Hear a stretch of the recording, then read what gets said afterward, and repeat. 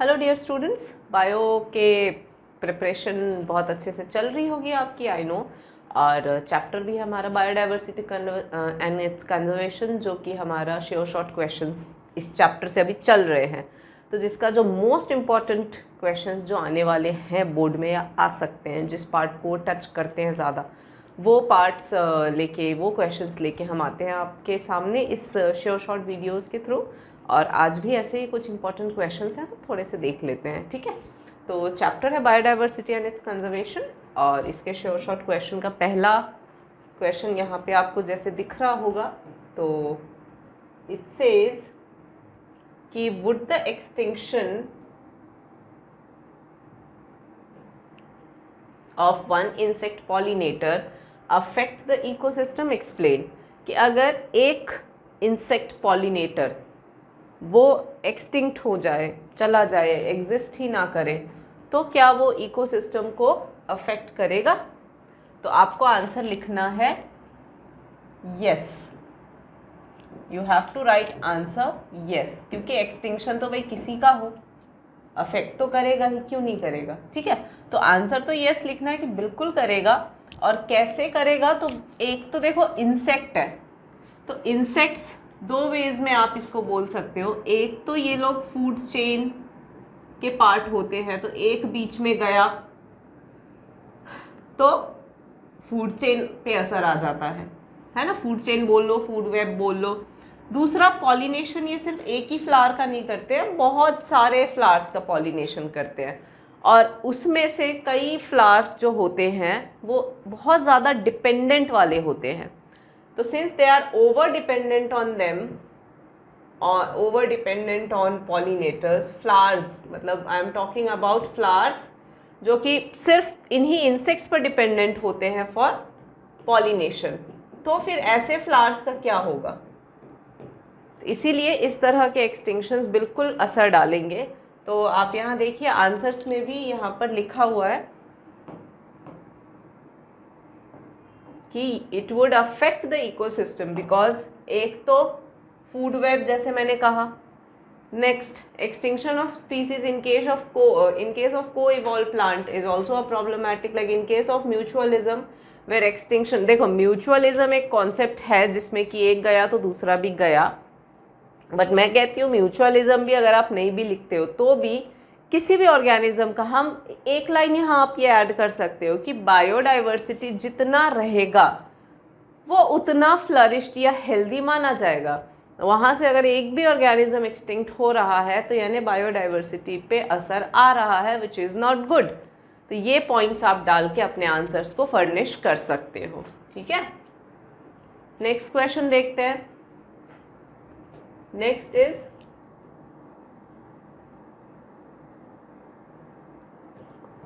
assess the effects of loss of biodiversity in a region and mention any 4 such effects। यानी अगर किसी भी area में biodiversity loss हुआ है तो एक बार उसको असेस करिए, और असेस करके एनी 4 सच इफ़ेक्ट्स आपको बताने हैं, ओके। तो अब बायोडाइवर्सिटी लॉस से क्या हो सकता है एक एरिया में? रेनफॉल पैटर्न पे डिफरेंस आ जाएगा, ग्लोबल वार्मिंग बढ़ेगी, है ना। और क्या प्रॉब्लम्स आ सकती हैं? जो बेसिक रिसोर्सेज है, नेसेसिटीज़ है, उनमें दिक्कत आएगी, है कि नहीं है। तो इस तरीके से पोल्यूशन बढ़ेगा। तो ये सारे 4 मेन इस तरह के प्रॉब्लम्स जो हैं वो आएंगे। तो देखते हैं आपके आंसर में क्या है।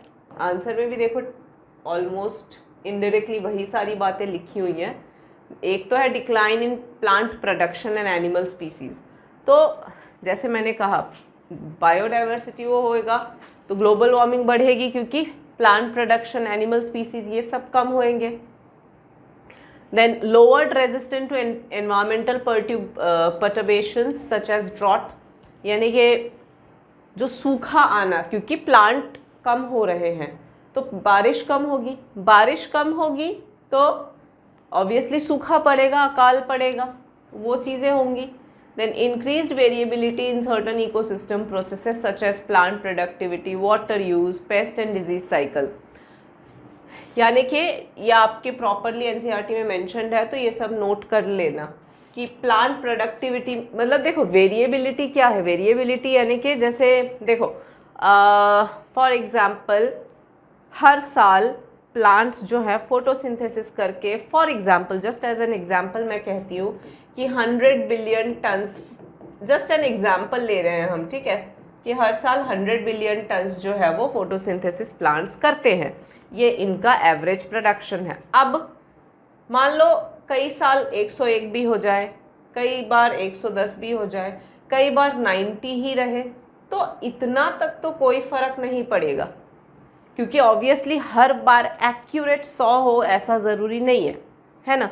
लेकिन अगर यही प्रोडक्टिविटी 100 से सीधा कम होके 50, 60, 70 यहाँ तक आ जाए तो कितनी ज़्यादा डिफरेंस हो गया ना। तो वो चीज़ बोल रहे हैं कि वेरिएबिलिटी बढ़ जाएगी प्लांट की प्रोडक्टिविटी में। वाटर यूज़, पहले मतलब हम आराम से सब कुछ करते हैं, अब पानी की यूसेज में भी कमी आ जाएगी। पेस्ट डिजीज़ साइकिल, जो हर बहुत दिनों बाद में कोई बीमार पड़ता वो हर थोड़े दिनों में बीमार पड़ने लगेगा। एंड स्पीसीज एक्सटिंक्शन का जो रेट अब चल रहा है वो बढ़ के जाने कहाँ पहुँच जाएगा। तो ये प्रॉब्लम्स आ सकती हैं अगर किसी भी एरिया के बायोडाइवर्सिटी को अगर नहीं संभाला गया तो, ठीक है। नेक्स्ट देखते हैं, ये देखो आ भी चुका है पहले 2016 में, तो अब ये ज़रूरी नहीं है कि ये यही तरीके से आए। आपको मैंने क्या सिखाया है कि इससे रिलेटेड किसी भी तरह से क्वेश्चंस पूछ सकते हैं। So narrowly utilitarian arguments are put forth in support of biodiversity conservation.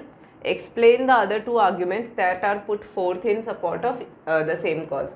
तो 3 तरह के आर्ग्यूमेंट्स डाले जा गए हैं, याद है ना। एक है नैरोली यूटिलिटेरियन,